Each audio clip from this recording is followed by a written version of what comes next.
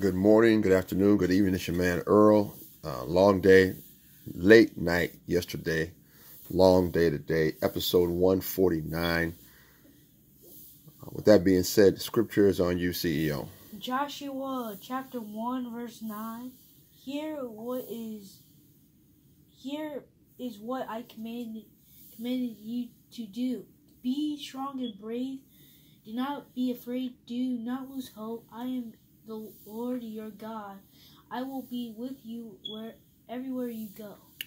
Really quickly, I want to get this thought out to you as you prepare for summer is on the corner. Summer is around the corner, Summer is on the horizon, about to close out the month of May by the grace of God. And here's the thought for today's episode. Once again, episode 149 is getting a handle on your emotions. As you put together your vision, once again, we're still in the Visionary's Handbook, 9 paradoxes that will shape the future of your business. You can put your life in there. That will shape the future of your life. You can put your marriage in there. You can put your business, parenting, ministry, church. One of the things that you have to do, and I'm not one to tell you what to do, it's just making strong suggestions. Nevertheless, you have to get a handle on your emotions. All right. It is borderline unacceptable as you become a young adult and as you become an adult. And I'm not saying you don't have issues, because we all have issues. I'm going to say it again. We all have issues. The question is how we deal with them. So you're not a problem child. You're not disregarded. You're not worthless. You're not ugly. You're not all these words that we allow people to put on us. You're not any of those things. That's someone's opinion about you. And if you do have an issue, by the grace of God, I challenge you to start working on it. Nevertheless, what we cannot do is let our emotions run amok and lead us down certain paths. Now, there is a multitude of paths of destruction, unproductivity, being negative or pessimistic, if you want to call it that, and being delusional. That's another big one, that we let our emotions just get out of control, and we have these thoughts and issues in our mind, and we become borderline delusional. We have these things because our emotions are out of whack. And you should be working really hard in a diligent fashion to bring your emotional instability under full control, full submission of your faculties. And if you are a believer of the way, meaning if you are a Christian, if you are one who is seeking after God, this is a key area that you will have to develop over the course of your life. And guess what? It's something that doesn't go away.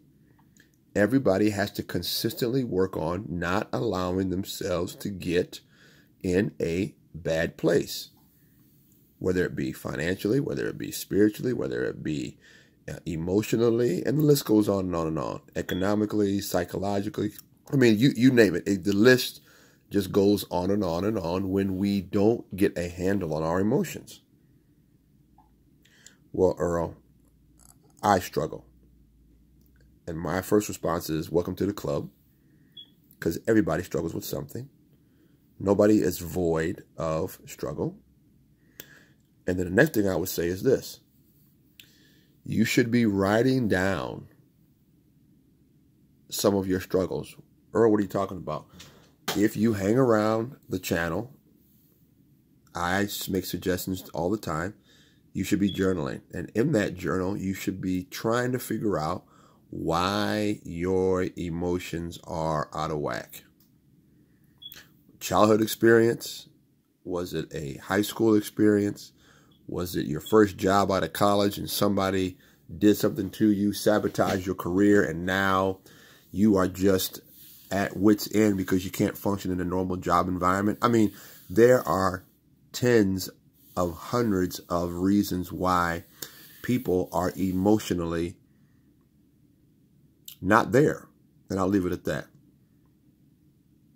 Okay.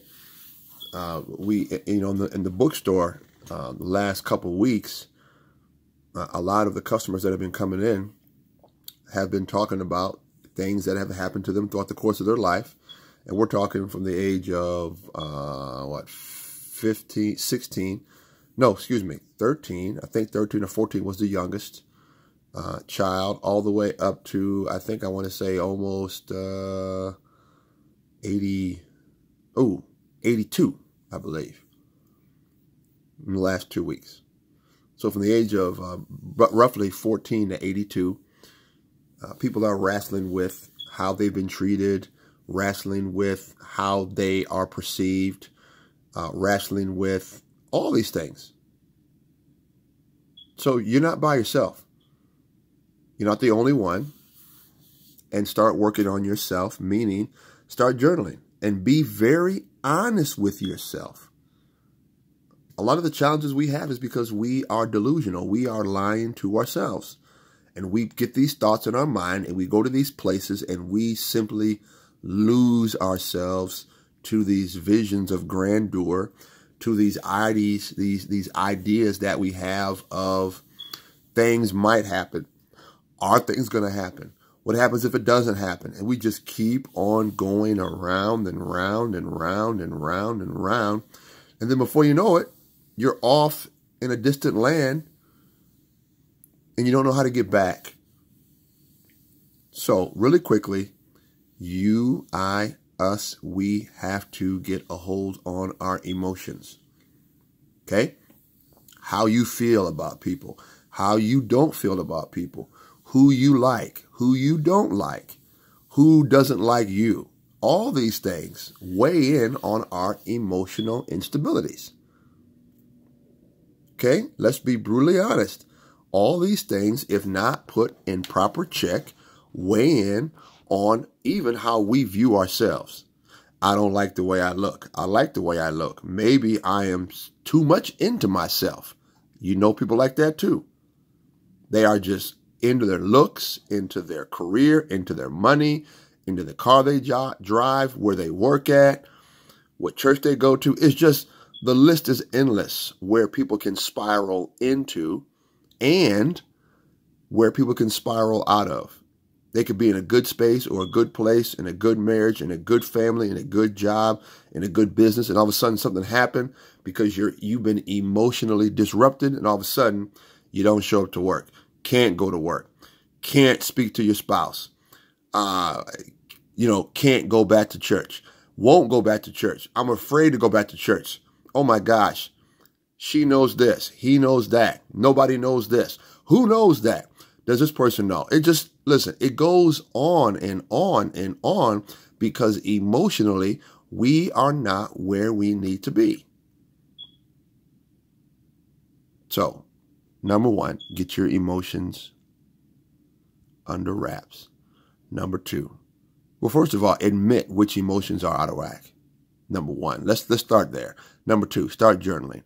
Write down why your emotions are out of whack. Are you trying to get somewhere? Are you trying to leave somewhere? I mean, it's just, it's endless, once again, because everybody's life is unique. I'm going to say it again. Everybody's life is unique. And so you got to admit what's going on upstairs. You got to write down what's going on upstairs. And then you got to start thinking about, okay, how do I submit these issues to the Most High God? And how do I lean on God? How do I listen to God? And how do I learn from the things of God? So I don't keep going back to these places in my mind that lead me to the place where I'm very uncomfortable. Okay?